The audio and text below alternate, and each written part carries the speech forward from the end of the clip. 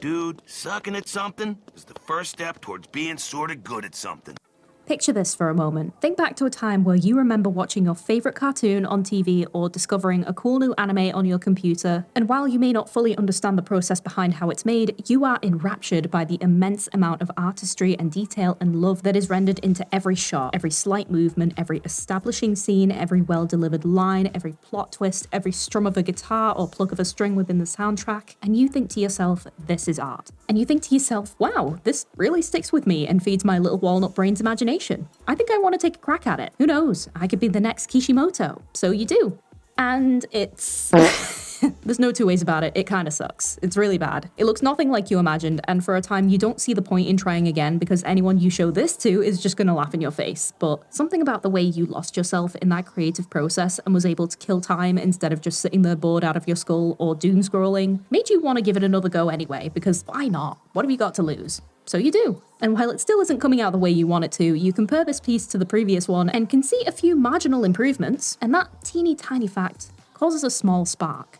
A little seed of hope whispering that if I just keep at it, if I am diligent and don't let myself get too caught up in everything that's wrong with a piece, maybe eventually it'll be outweighed by everything that's right with it. Maybe I really can do all of that cool stuff I saw in my favorite cartoons or anime or comic books or illustrations or whatever else. So you throw yourself into figuring out how to keep those improvements coming. You do vast and rigorous amounts of research into how certain results are achieved. You read books on proper anatomy and movement. You watch endless speed paints on YouTube or Instagram or TikTok. Save endless amounts of tutorials to look over at a later time that you never do. You study the specific characteristics and qualities of the artists who you look up to. Maybe you draw every day. Maybe you designate an hour a week to sitting down and just going ham. Until one day you look at what you made and you think to yourself, actually, this looks pretty good. Eventually, once you start to get comfortable with the whole thing, getting a piece to look perfect also stops being as big of a concern. And what becomes more important to you is the process of learning, foraging for more information as to how you can further cultivate the parts that you especially enjoy. So you begin to experiment with different tools. You become curious about what will happen if certain mediums or colors or themes are combined. Maybe you stop to think about why exactly making these pieces look so perfect or exactly like the media that inspired you is so important too.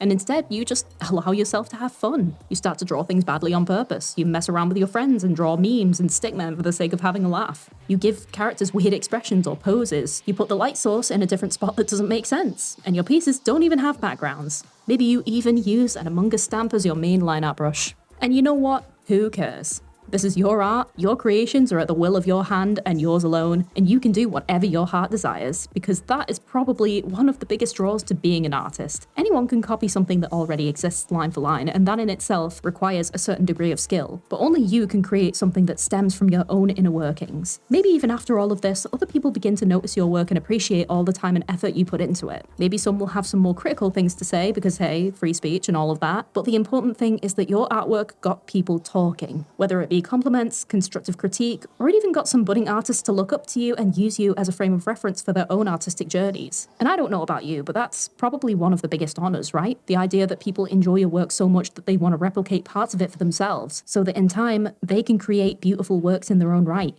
You have zero qualms about anyone trying to do that because the artist space is a place of collaboration and encouragement, or at least it's supposed to be. Until one fateful day, you hear the words, "Hey, so I fed your art into an AI model and created a bunch of my own pieces that you didn't have to make. Isn't that cool?" And that suddenly makes you stop and think, is it cool? I guess the technology is cool, but while everyone may have their own stances on AI, you start to wonder what exactly this might mean for you as an artist. This person of presumably unknown artistic experience has decided to take the works of someone they supposedly admire and run it through a generative AI software that takes the actual process of creating out of the equation. That's a little bit different to what the other artists were doing, right? It doesn't really give any room to add something different to it. It's probably closer to taking pieces from a bunch of different jigsaws and Frankensteining them. It also brings into question the point of all that time spent drawing and learning and developing your own skills in such a way if someone can just click a button and have a finished work of art in seconds. Why did this person choose to do this? And more importantly, what does that mean for the future of art if anyone can just type in a few prompts and create something in minutes that may have taken you days? I've been in a bit of a weird place lately in regards to my own work and the ever-looming presence of AI for some time now, and so I thought this topic could help to tackle that big jumble of thoughts and sort it into something at least partially coherent, something that can possibly help rationalize normalize and quell a couple of anxieties surrounding being replaced by machines, and the seemingly uncaring attitudes of those passively or actively supporting it. I don't know if it will. It might not achieve anything. Maybe I just wanted to ramble, but hey, that hasn't stopped us before, has it? Hello everyone, my name is fionapollo, and I've been trying to pursue art professionally for about a decade at this point. Before that, I've been doodling and drawing since I was about 4 years old, and while I have my own biases when it comes to the art versus AI debate, I want this to be as balanced as I can make it because, well, I'm one person who isn't going to change the minds of every single person who watches this. And I'm also not blind to the fact that not everyone who uses AI is purposefully acting in bad faith. I have friends and family who are completely unaware of the impact AI is having and only see the cute pictures and funny trends all over the internet, and I can't exactly be pressed at someone for expressing genuine delight at something like that, even despite my own grievances about how it's achieved. All I can really do is talk about what's going on, how it all makes me feel, and allow anyone watching the space to ruminate, reflect, and contribute to the discussion as they see fit. So, if all of that tickles your fancy, then please feel free to stick around, and if you enjoy what I have to say, please consider liking, subscribing, and possibly leaving a comment. Any feedback is very greatly appreciated. With that in mind, any opinions expressed in my videos are purely speculative unless evidence is given to state otherwise, and as mentioned, I am one person. There are going to be things I forget, points I don't consider, areas to improve on, so if you spot anything or just want to give your own thoughts, feel free to let me know. And with that very lengthy intro out of the way, let's dive in. I'm just kidding. First and foremost, we have a word from our sponsor.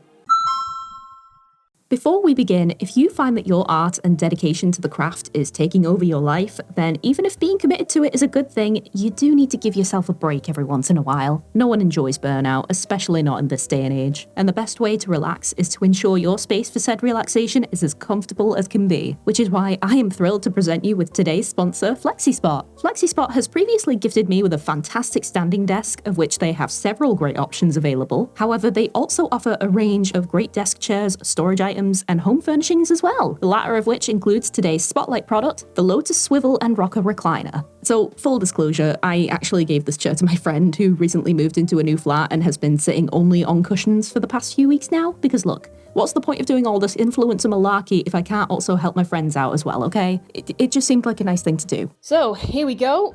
We've got 2 boxes worth of stuff.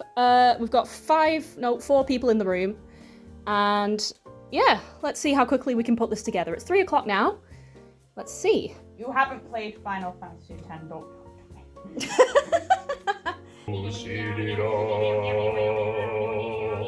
Oh, we were talking about Vine, and we're also up to the last step, I think. Wow, it's only took us half an hour to get to this point. This is going very well. It mostly was already put together. Yeah. After a quick montage of hauling it over there and putting it together, we were ready to go. This stylish yet comfortable recliner replaces 3 chairs for the one, making it a perfect space saver for apartments or homes with limited space available. The Lotus recliner also comes in a range of 5 textures, including linen, boucle, leather, chenille, and velvet. I hope I pronounced those right, as well as 14 different color options. You are also able to choose your preferred mode of recliner, which includes basic, standard, Pro, and Smart, giving you a pretty varied supply of customizable options. Now, we did go with the standard mode, which is one of the manual versions, and that means that the chair will match your own body's state of recline for maximum comfort. The Pro and Smart versions also allow you to choose and maintain whichever angle suits you best, all the way up to 180 degrees for your preferred choice of seating, or sleeping. I think I'm gonna sleep on this. Is this the new bed? Yeah. There are a whole host of other great features and benefits to the Lotus recliner. For example, it also passes 25,000 durability test cycles and has a reduced failure rate of 40% under high-intensity use. Every chair model contains a secret storage compartment, which is perfect for a book or 2, maybe even a console game. And if you were to choose the Pro or Smart versions instead of manual, then not only will you have an automatic recline available, but with the Smart versions you will also have a built-in phone holder with wireless charging capabilities. So, fancy scooping up a slice of comforting oasis away from the troubles of life? Well, you're in luck, because Flexispot is having several sales and offers throughout the month of May 2025, which means it is the perfect time to bag a Lotus recliner all for yourself. Seriously, I would heavily recommend this. As soon as we set it up and I sat down in it, I almost regretted giving it away. Is that selfish? I think even my mum was jealous, and she also has a recliner. My mum's just arrived with hot shoes on. Take a picture. Hello? Hi, thank you so much for joining the interview today. When, let's circle back. Tell Just me about a repeating, time I don't- when, let's circle back. Tell me about a time I don't even know what to do. when, let's.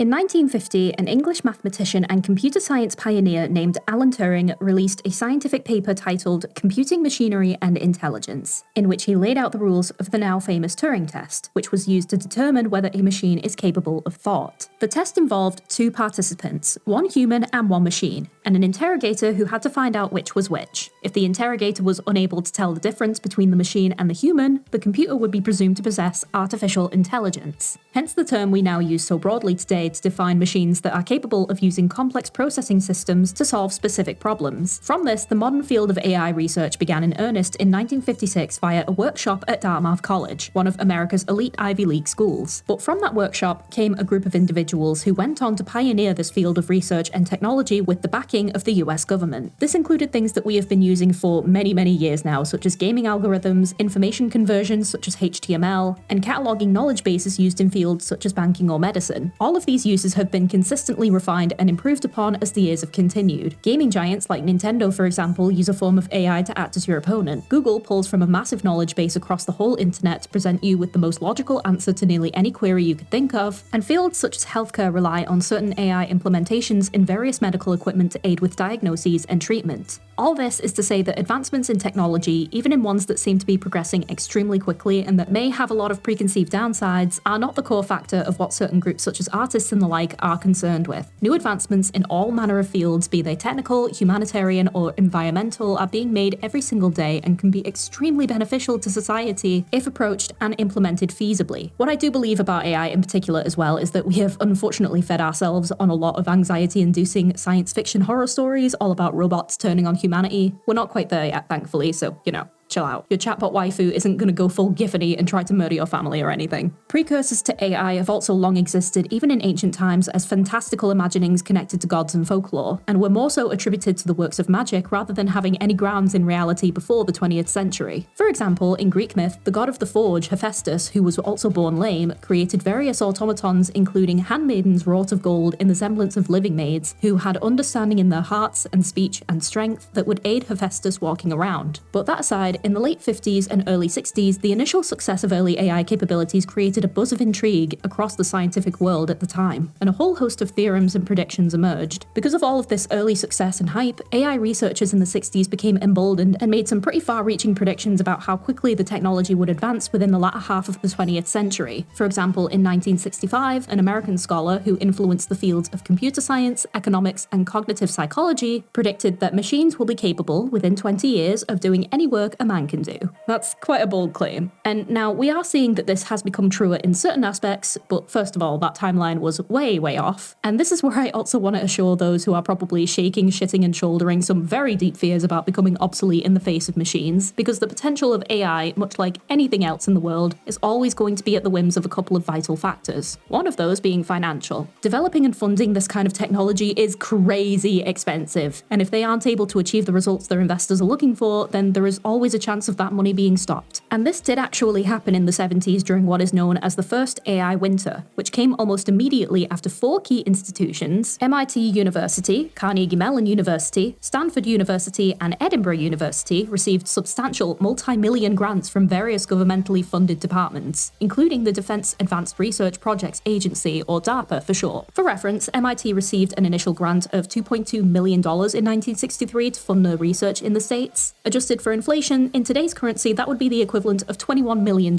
2025. And that was just in the first year. Every year following that, up until 1970, they received an additional $3 million, which again, when adjusted for inflation, equates to $28 million a year. On that note, the term AI winter refers to instances of when AI advancement is effectively frozen in place. Think of it as being similar to when a studio production is stuck in what is known as development hell, and the crew are struggling to find a way to resolve certain issues in the writing or filming due to budget cuts. But anyway, the unfortunate truth is that when you raise expectations for something too high, then when it fails to deliver, that can land you in a bit of a pickle. And this is especially so when you have been gifted around $20 million per year over the span of 7 and brag about the wonders of AI technology to both your investors and the public before sufficient results can be garnered on a substantial scale or timeline. And so when AI fell short of its expectations in the 70s, funding was scaled back considerably as a result. And the reason for this lack of necessary growth at the time was due to multiple vital factors, but a prominent one of which is still a hot topic of debate even today. today: power usage and capabilities. The computers of the 60s and 70s were, simply put, not powerful enough for what these scientists were proposing. For something like visualization or understanding complex linguistics as opposed to just answering set formulaic questions, these computers required a sizable database to draw from, which was literally impossible to gather and digitize at the time. A lot of the things in the 70s, bear in mind, were still paper-based. It was only really with the emergence of the internet and the digitization of information, combined with the streamlining of more compact yet powerful electrical appliances that could contain more than 1 byte of memory, that this would even become a tangible concept. What was also a big issue was the dilemma of a term known as common sense knowledge. As mentioned, during this time, computers were not capable of processing images or natural language, only the language it was programmed with, which was largely symbols and formal inputs that only the developers could really decipher properly. Anything that deviated from this could not be recognized by the computers and would result in either an error or just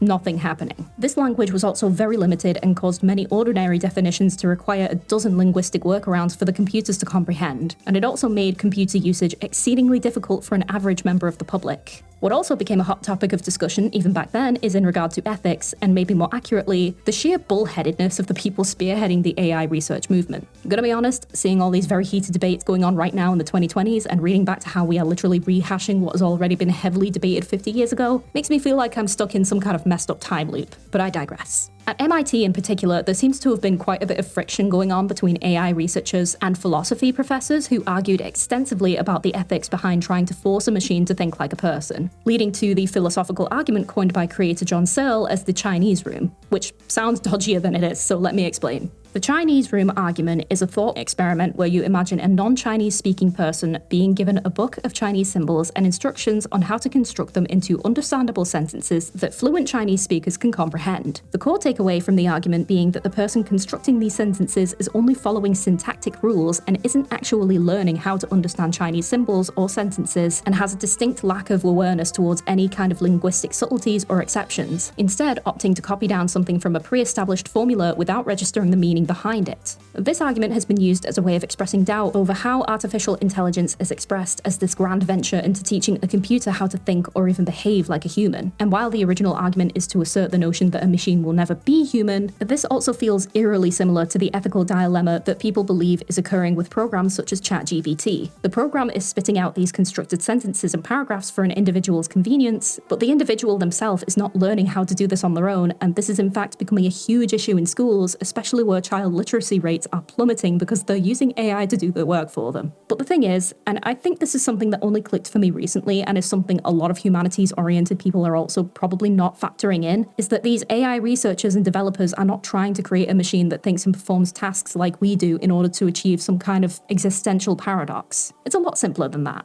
When the philosophy professors at MIT made their grievances known, they were brushed off pretty brazenly because the core concern of the researchers was to overcome this technological hurdle and nothing else. John McCarthy, one of the founders of AI research who worked at Stanford University, argued that what is really needed are machines that can solve problems, not machines that think as people do. And that, I feel, is the absolute baseline conflict between people who feel that any number of concerns are brushed to the side, because for many who are truly passionate in these fields, in the pursuit of progress is all that matters. It was only when that progress finally developed into something that could be considered useful in the mainstream that AI once again experienced a boom in uses, development, and funding. This was thanks to the implementation of expert systems, which were systems that held a specific pool of knowledge for the AI to apply to very specific problems relevant to that knowledge pool, and allowed for the AI programs to be more easily modified for wider public use, such as in business or corporate settings. And this is precisely where modern AI implementations pre-2020s became so widespread. So yeah, if you ever wondered how the office career stereotype got so popular, the answer is more than likely the 80s tech boom. If you've ever worked in an office and have used a CRM system or anything related to things like recording client information, issuing invoices, or even just email, and something as minuscule as the copy and paste actions, that is actually the result of computer-based innovations we've been discussing thus far. And I'm not going into all of this in order to try and discredit people's concerns, because even back then, various jobs that existed back in the 80s were rendered obsolete by tech advancement. If you've ever seen the film Hidden Figures, for example, you may know this, but going back to the 60s, during the space race, before electrical calculators became more reliable, we relied on human computers who were majority women who calculated these complex equations in their heads for things like flight testing and estimating rocket trajectory. As electrical computers became more accurate and reliable, these jobs have now been picked off and only really remain for the most complex of circumstances, and are undertaken by highly recognized individuals in fields like mathematics. But back to the 80s, and unfortunately, despite the advancements made, this didn't last all that long as the economic bubble of the time burst. Combine this with other various circumstances, such as a change in leadership at DARPA, one of the key AI financiers who was not impressed with the lack of immediate results, and the technology was once again thrown into another AI winter. But this was also in combination to how, similarly to the predictions set out in the 60s that were not met in the 70s, a similar occurrence happened when the goals put in place for Japanese innovation computers known as fifth-generation systems were overly ambitious and resulted in a broad commercial failure to meet its targets, which contributed to a slash in funding and a steep halt to substantial research to achieve them. Due to these factors, by 1993, over 300 AI companies either shut down or went bankrupt. Due to this, even though AI was still quite prominent in use as a toolset for many applications, researchers in the 90s deliberately avoided referring to it as AI, and instead opted for other monikers such as informatics, knowledge-based systems, cognitive systems, or computational intelligence. It was still AI, but due to its now 30-year reputation of failing to meet targets, the term was tarnished and developers had to get sneaky about obtaining funding for future innovation. So I guess the main takeaway with this is that the people investing, working on, and advocating for AI throughout the years seem to be way too overzealous with their goals, and it's continuously causing them to crash and burn before being forced to slow down and pick up the pieces, only for them to inevitably slam headfirst into another obstacle rather than taking their damn time and learning to not do that in the first place. It's okay to take baby steps, people. And I understand that a lot of this also has some politically charged undertones as well. During the 60s and 70s, it was all about who was going to land on the moon first, who was going to be the first to patent an innovative and profitable system, and now it's all about who can garner the most capital via public usage and implementation. But hey, that's just what I'm seeing for the moment. It could change, and we're also not done yet, but I do want to pivot slightly from just recapping AI's history and instead take a more pointed look at the current circumstances taking shape. So let's keep moving. But yeah, like the very last one he brought up where it was like, oh yeah, it'll bring the sources for you. Eventually, how long does it... The sources aren't AI generated. Exactly, because we know AI lies. There's so much misinformation now swirling around. But how long does it also take before people just aren't able to come up with this stuff on their own? Before people just can't do research? Like, I have siblings who in high school were so fucking bad at coming up with like resources and sources to write essays on. I just did it for them. Yeah. Like, how long is it gonna take before we get to the point where just people in general, like, that's just no longer a skill that people have? Yeah.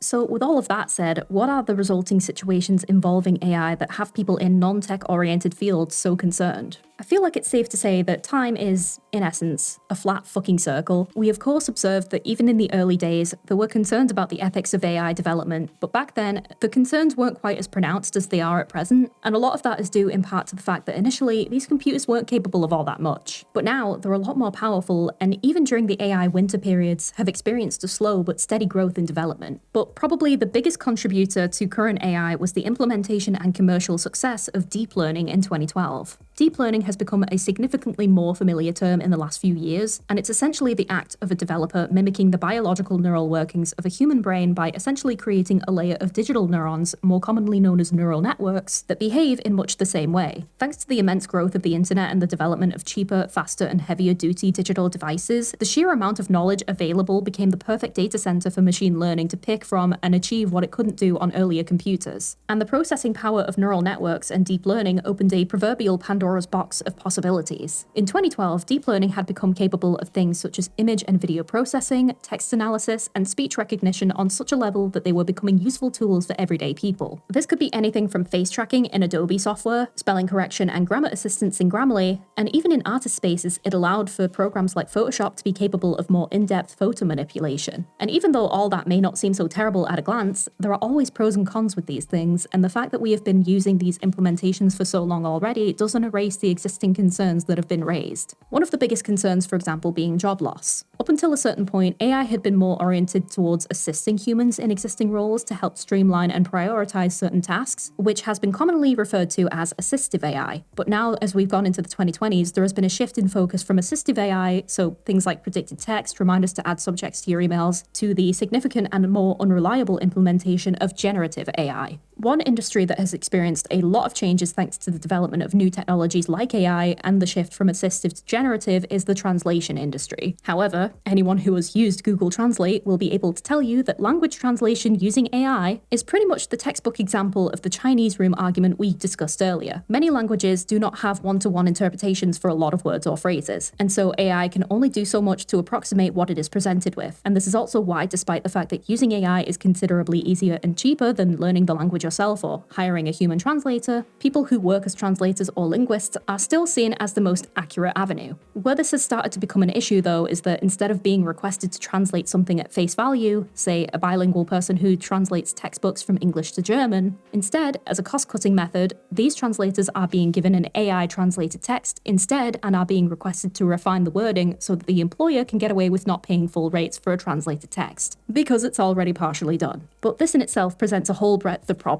There is every chance that the AI itself has misinterpreted a certain word or phrase and only chose the closest approximation with no understanding of things like slang terms, for example, whereas the human translator will probably have heard of them or be able to do this more readily. And this is more likely to result in gross misunderstandings of the text and multiple do-overs. By the time the translator has managed to wrangle the text into something legible that resembled what the original language was discussing, you've wasted so much time and energy that you may as well have just paid them to translate the original text in the first place. And even if you were to argue that deep learning would be able to pick up on many of these terms, that also likely won't be the case depending on where it sources its information. For one thing, if the AI is data scraping textbooks, these textbooks are often out of date by a few months already because they have to go through several iterations of writing, revision, and printing. And by that point, new words, terms, and phrases are already being invented. This has recently become a massive topic of debate following a situation involving Duolingo. We all know Duolingo, the unhinged owl that makes great memes and threatens your family if you break your 2-day streak in Spanish. Well, recently, a new CEO has stepped in and has decided to more readily embrace AI by firing almost all of its contract employees. Rather than focusing on the actual quality of the language learning process, which is what Duolingo was supposed to do originally, instead, the focus seems to have shifted towards generating more content for those who are hell-bent on maintaining their streak without getting bored, and not actually bringing any new learning capabilities to the table. Unfortunately for Duolingo, this was an extremely tone-deaf decision, especially when the majority of the population are already experiencing extreme job insecurity, and are also extremely familiar with how iconic Duolingo's marketing team is online, most notably on TikTok. Making the decision to fire so many staff is taken as an almost personal slight to the general public because of this. So when the announcement came in and it was met with a tidal wave of people deleting their accounts, it's not exactly a surprise to see people so outraged about it. And you may be wondering why I'm going on about translation in this instance, and it's basically because artists are going through this exact same thing. We are being given AI-generated slop and being expected to retouch it for a fraction of the price of just doing it ourselves. Even if a new technology is exciting, in certain instances, it may well be better to save on all of that computing power and additional brain power and just ask a human, because let me tell you, only teaching me the phrase dwi and huffy coffee over and over did not in fact make me a master of the Welsh language. It just heavily confused the barista.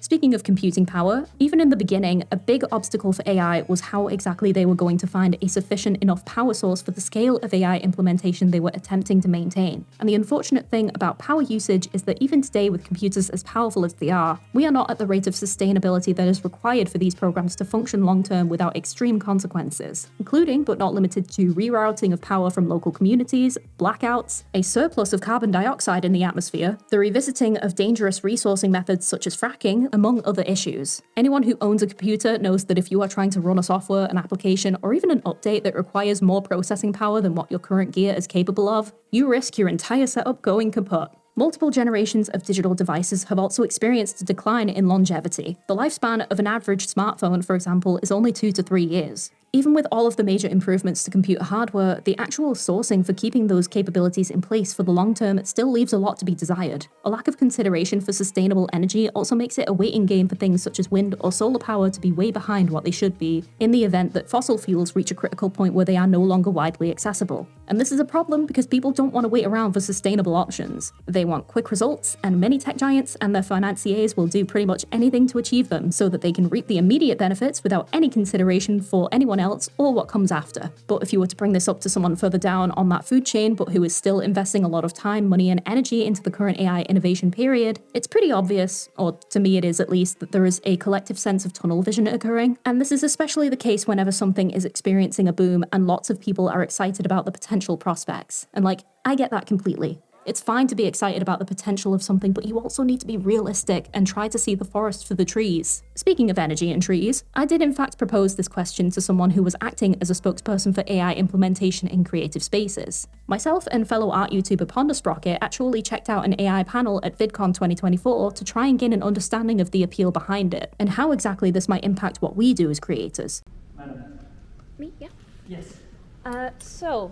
My question is mostly to do with energy consumption, namely sustainability and longevity.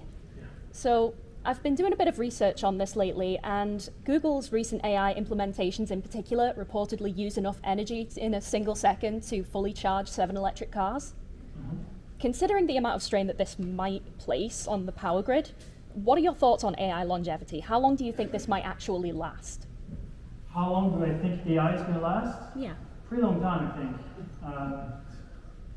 think. It's quite hard to explain. I don't think we're just going to stop eventually AI. Just like when we invented electricity, people were scared that we might die from it. When we invented car, some people died, of course, but it's always coming with the history. You can take any invention, the car, plane, TV, electricity. We're always scared about it. We love to be doomsayers. There's even this bias, and here I'm even answering for the people that think we're going to be replaced and we're going to have like the end of the world because of AI. It is embedded inside us. It's called the apocalypse bias. We think everything's going to end with us because we are mortal, we're going to die. We love to hear it. If you go back in time, at any point in time, that was the end of the world. I can give you an example. The Pope in 1100, I don't remember the exact year, wrote a text about the fact that it's going to be the end of the world because we created crossbows. And peasants could kill knights with crossbows. That's the end of the world. It's nice and comforting to think about it. Obviously, it's a big topic, and you can see the big names of AI, like Sanofi, who's investing in fusion and in nuclear power. I think that's going to be one way. I'm not an expert, though. While I agree on some grounds that yes, doomsayers are something that we probably should stand to put less stock into, ultimately I found this response intriguing for the reasons I just mentioned, and I think that's likely because the by-effects of what they're pushing is something that developers are choosing to be very willfully ignorant about in the pursuit of being in the running for a big payoff. And my issue with this answer doesn't necessarily only pertain to the energy side of things, because on an objective level, I think the speaker answered it as best he could, as an individual who I'm not about to bite the head off of, even if I don't necessarily agree with everything he's saying. But just like when we looked into the tensions between the AI researchers and the philosophy professors at MIT, there was a fundamental misunderstanding of the values between the two parties. Philosophers wanted the researchers to consider the negative connotations more carefully, while the researchers just wanted a consistent and straightforward trajectory of their efforts, regardless of naysayers. But the issue with this is that sometimes naysayers have a point. Most people are not bashing on something for no reason, especially not when the ones saying these things are scholars who are capable of recognizing patterns and flaws across various undertakings, and can usually pass how it's all going to end up. And on a personal level, as a creator, I probably also wouldn't be so grouchy about people harping on about the wonders of AI if I wasn't also getting multiple fucking sponsorship emails a week asking me to promote a sketchy AI app I know nothing about, or a website that has recently introduced AI into its systems and who have very clearly not looked into the content I make. They just inputted the keywords artist AI, probably stemming from when I last talked about it, or whatever else, and added my name to a list, despite the fact that I very vocally don't like AI being used in creative spaces, due to it limiting mine and my fellow creators' prospects, as well as the insufferable attitudes of AI advocates who refuse to comprehend that not everyone thinks that hurtling towards a future where no one can trust what they see, read, or hear anymore is a good thing. The famous line from the Jurassic Park series comes to mind. Your scientists were so preoccupied with whether or not they could, they didn't stop to think if they should. So yeah, generative AI is the kicker that is causing a lot of anxieties surrounding human obsolescence, because instead of guiding a human into doing things for themselves, Gen AI is instead taking away the option of doing that and is doing the work for them, which, you know, might sound fantastic for things like workplace productivity until you realize that if a computer can send emails or create artwork or generate content ideas without you, then why do you need to be there? And more importantly, how is this going to impact the trust between potential or even regular clients? How many of us have endured any number of issues with a product or service, and when trying to reach out to resolve it have found it impossible to speak to a human being because everything is going through a goddamn chatbot. So I actually know someone who has been tasked recently with training a new intern, and when they asked this intern to screen share in order to show them how to do something, they had ChatGPT open to write emails. And yeah, they kind of had to take a minute to explain to this very young person doing their first job that you can't rely on AI to write your emails for you, because customers will catch on to the AI's writing style and assume they're not speaking to a human, potentially leading to more aggressive communication and also a rise in complaints. It's also a potential data breach if what you are dealing with is confidential information. If the client or company find out that you have been funneling information into ChatGPT that should remain confidential, they are going to have a field day taking you to court. Just like what we mentioned about ChatGPT causing literacy rates to fall in schools, this also has the unintended consequence of the knowledge base generative AI is using to be steeped in misinformation, because people are not looking closely enough at what it is actually writing, nor do they really care that much. Thanks to the frankly volatile political landscape we're currently living in and the nature of so much information being available to us, most individuals don't think about or even know how to properly fact check the things they read. And in fact, it's become more common for entire websites to be fabricated using AI and to push specific information to the forefront and present it as fact, even if that's not necessarily the case. NewsGuard, a website dedicated to documenting and exposing AI-generated information online, has reportedly tracked over 1,200 generated websites that contain little to no human supervision and are instead picking up and producing false news stories, which, as you can imagine, is deeply, deeply troubling, because another factor surrounding AI and its knowledge bases is that it also picks up and adopts various human biases as well. For instance, there is an insurmountable pool of information online that is unconsciously or undetectably biased towards certain groups, including minorities. This information has of course been debunked in more recent years, but only recently, and the internet is also around 40 years old at this point in time, so how can we be so sure that the information being pulled isn't outdated? How can we tell it wasn't pulled from a far-right website that presents its biases as fact? This isn't even contained to text-based information either, as the rise of generated images and videos has caused a lot of contempt for exactly what types of visuals are being created. An interesting development regarding AI-generated images is that, like we just mentioned about biases in textual info, AI images are reflecting this as well. For example, if you're an artist on the internet, then you're probably aware that there is a subsection of us who primarily draw with their groin. And you know what? That's whatever. But as an example of this bias, it's been noticed that when prompted to draw female characters in particular, they are being overly sexualized. And this has been raising questions as to how far-reaching these knowledge bases are being stretched and whether any limitations are being put in place to avoid certain areas being scraped as well. Having your art scraped on its own is annoying enough, but knowing that it's being done alongside other works that you as an individual may not indulge in or necessarily agree with is not exactly something that many artists want to entertain either. So the fact that AI is borrowing from areas where this is still an issue and making it mainstream is raising a lot of eyebrows. And on that note, I've heard this so many times from people advocating for AI that I need to just take a moment, and it's regarding the whole accessibility argument for disabled people or those less, quote, talented.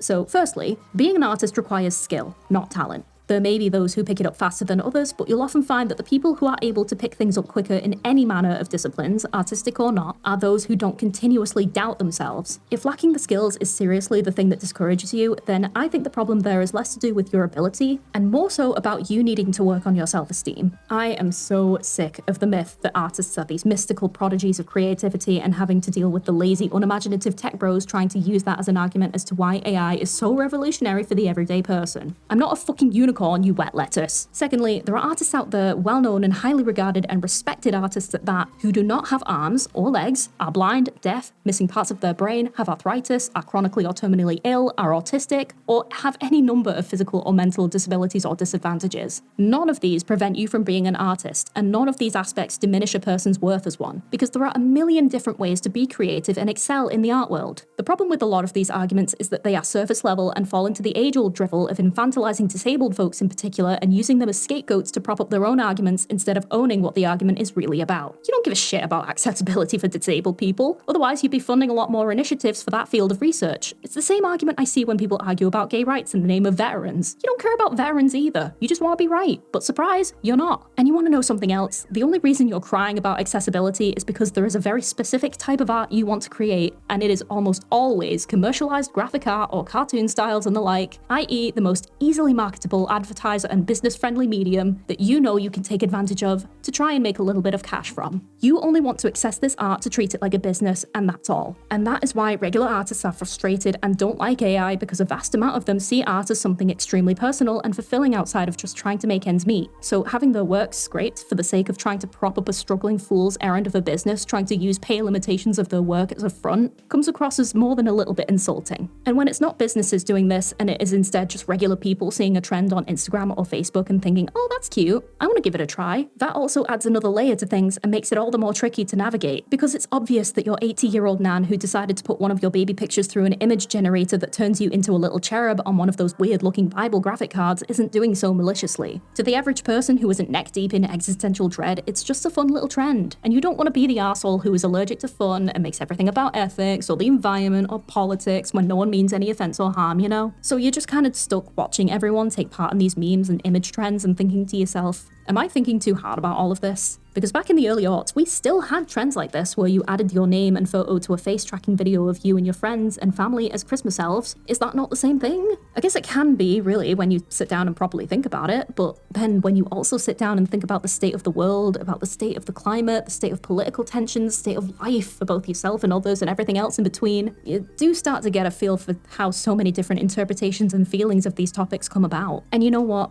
I can see why some people get increasingly aggressive about stonewalling AI in any way they can, just as I can also understand why some people may innocently want to take part in the latest trend because it distracts them from other issues they can't face yet. But even with that, I have my own convictions on the subject and will choose how to navigate them that best aligns with my own interests. And so finally, on the subject of things like trends, we come to the dilemma of copyright, because AI research and advancement have reached such a large scale in a relatively short span of time. Various governments across the world are formulating their own rules and regulations around this still. While I can't speak to the laws of other countries, in the UK at least, the understanding is that an AI-generated image, text, or other such medium in of itself cannot be held liable to copyright laws. However, the developers and distributors can be, but within that, there are still various other factors that can be argued or need to be considered.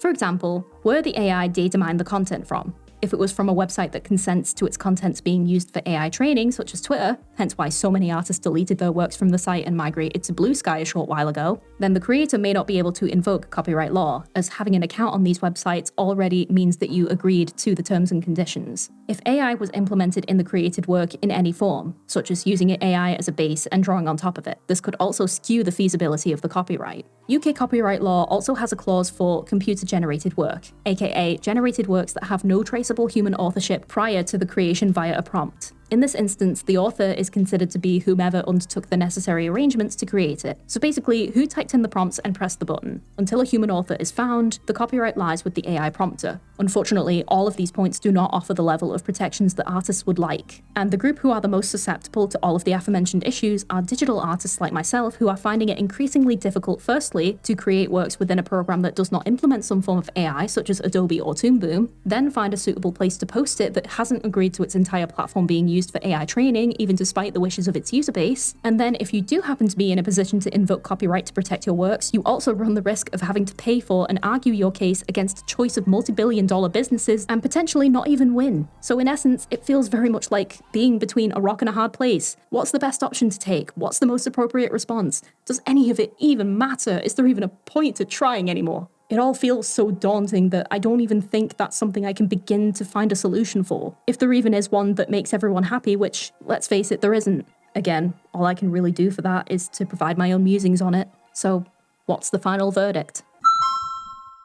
I hate to be the one to say this, because it feels like no matter how it's going to be phrased, it comes across as some kind of admission of defeat, when that's not the message I want to put out. But going back and taking a look at how all of this came about and realizing that we've been playing into AI for far longer than many of us may have initially realized, pretty much any kind of drastic change or shift in the way we do things is going to bring about benefits for some and unprecedented drawbacks for others. And unfortunately, it feels like lately, people in creative fields just cannot catch a fucking break. Not only are we dealing with generative AI creeping in and encroaching on far more aspects of our creative lives than assistive AI ever did, but we also have a ton of issues in regards to workers' rights and restrictions in what we can create in industries such as animation and TV that also add to the pressures and stress felt by those actively working in those fields, and the aftershocks are also felt by those who do it as a side hustle or even just a hobby. The main solace that I've recently come to appreciate is that many people, both creative or not, are in fact speaking out about their distaste towards so many companies trying to shoehorn AI automation anywhere they can and eliminating jobs in the process. And this is getting to the point where a common perception right now is that if a collective group of people can tell that something was done with AI instead of a human team, it is automatically assumed that the product or service they're pushing is cheap or of poor quality. Because it is. AI, even generative AI, can only pull from the knowledge base it has as opposed to a person who is able to provide nuance and finesse in a way that feels fresh. What I will ask of you all though, and this is directly related to creators who feel they don't have many other options, is that if you see someone who is, for example, taking on a sponsorship for a company that has recently implemented some aspects of AI into their business, that is not the fault of the creator. And it's happened more than once that some companies will already have creators locked into contracts who then have to look past this in order to get paid. When asking fellow creators about this conundrum, the general consensus was that AI is becoming increasingly unavoidable, and sometimes you need to do what you need to just get through the month, or even just the week. There are creators out there who are unable to work regular jobs and rely on those sponsorships to keep the lights on. So if you do notice this being the case, please offer them some grace and understanding that more might be going on under the surface, and the last thing we need is to be cannibalizing each other in the name of moral purity. If that person is acknowledging that what that company is doing is not right by implementing that AI, please don't make it their fault. In the world of striving towards advancements, especially in regards to technology, there is also an increasing obsession with getting something perfect. And this is a common roadblock in the art world as well, because perfection doesn't exist. Thinking on it, this is likely why it's becoming so much more of a draw to me and a few others for art to just not be perfect. A friend shared this video recently by upcoming creator Good Gloom, where they discuss some of their own thoughts on art and AI in the wake of the recent action figure starter pack trend. Gloom discusses how it's so vital, especially in this day and age, to embrace making terrible art because it shows a sense of humanity within it. Perfection is overrated. Imperfection is beautiful and human. On a more individual level, while I've been concerned with the implications of AI when it comes to the creation of artwork and the reliance of it as an income through means such as commissions or prints, I unfortunately don't have the answers for those currently struggling to make ends meet, and I'm sorry for the way things are going and the anxiety it may be causing you. That said, I think a big factor that will play into how art is received in the coming years will be tied directly to the way we see and value our own works in response to AI, because that will impact how others view them as well. Because of how widely accessible and competitive art has become as not only something you can see online for free, but as a service in of itself in the form of custom commissions and the like, I think it would benefit a lot of us to remember that we are in fact offering a luxury service. I appreciate that for some it won't be quite so simple, but I can't help but think about how so many designer brands like Lululemon and Chanel have been exposed on TikTok by Chinese manufacturers for using their goods and exploiting Chinese artisans. The power of treating your work as the luxury good that it is goes a long way towards people viewing and respecting it as such. And lastly, this is not it. This is not the end of artistic expression as we know it. Life and art will go on, albeit not the same as it once was. But let this be an indicator to focus on what you yourself are creating and how you both treat your own works and how you perceive others in kind, including AI art. Advocate for your fellow creatives. Hype up existing works and upcoming creators who put in the work. Embrace your imperfections and don't lose sight of what makes you happy. That's all that I really have left to say. Well, I believe that is it from me, folks. Believe it or not, I didn't actually intend for this to be so lengthy, and yet there are still so many points and tidbits I chose to omit because this script is now longer than my actual university dissertation. Not bad for a comeback video following a month-long break, eh? Thank you all so much for watching, and if you haven't already, please hit the like button and subscribe if you enjoyed what I talked about today. What do you think about the whole AI debate? Any thoughts, suggestions, feedback? I will be happy to hear from you after I've gone and died for about 12 hours. A massive thank you to my patrons, as always, who help to fund my video antics in addition to my indie animation ventures. Thank you to my YouTube peeps, Jesse Sparks, Manuel Legzon Gonzalez, Ash Valentine, Mystic Mind, Lauren R, Pedanti Cat, Edboy, Hero Sky Arts, and Steph Zoodles. And an extra special thanks to my indie production supporters, Morgan LaFayette-Thin, Matty A, Kiyoshi, and Roundcat. If you'd like to become a patron yourself, a link to my page can be found in the description. Stay safe, everyone, keep drawing, and I will speak to you all very soon. Bye!